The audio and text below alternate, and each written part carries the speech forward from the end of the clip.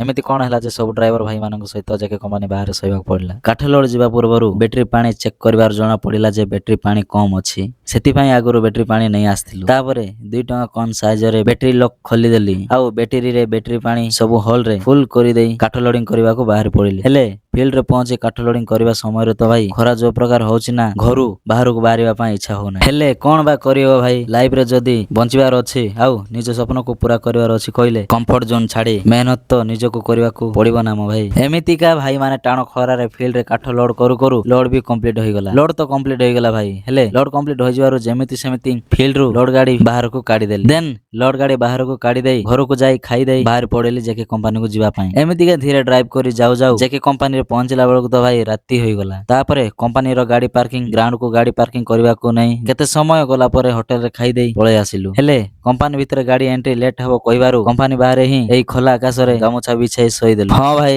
Driver life କା ସେମିତି। ଯେତେବେଳେ ତମେ ଏସି ତଳେ ଫ୍ୟାନ୍ ତଳେ ଶୋଇଥିବ, ଆମ ପରି ଡ୍ରାଇଭର ଭାଇ ମାନେ କିଛି ପଇସା କମେଇବା ଚକ୍କରରେ ଏମିତିକା ବହୁତ ପରିସ୍ଥିତି ସାମ୍ନା କରିବାକୁ ପଡୁଥିବ। ଖେର ଛଡ, ଡ୍ରାଇଭର ଲାଇଫର ଦୁଃଖର କଥା କହିଲେ ବି ସରିବ ନାହିଁ ମୋ ଭାଇ। ଫାଇନାଲି ବହୁତ ସମୟର ଅପେକ୍ଷା ପରେ କମ୍ପାନୀ ଭିତରେ ଗାଡି ବି ଆମର ଏଣ୍ଟ୍ରି ହୋଇଗଲା। କମ୍ପାନୀ ଭିତରେ ଗାଡି ଏଣ୍ଟ୍ରି କରିଦେଇ କାଠ ଅନଲୋଡିଂ କରି ବାହାରକୁ ବାହାରିବା ସମୟରେ ସକାଳ ହୋଇ ଆସୁଥିଲା। ତାପରେ ଯିବା ବାଟରେ ଏଇ ସନରାଇଜ ଭ୍ୟୁ ର ମଜା ନେଇ ପହଞ୍ଚି ଗଲି ଘରେ। ରହିଲି।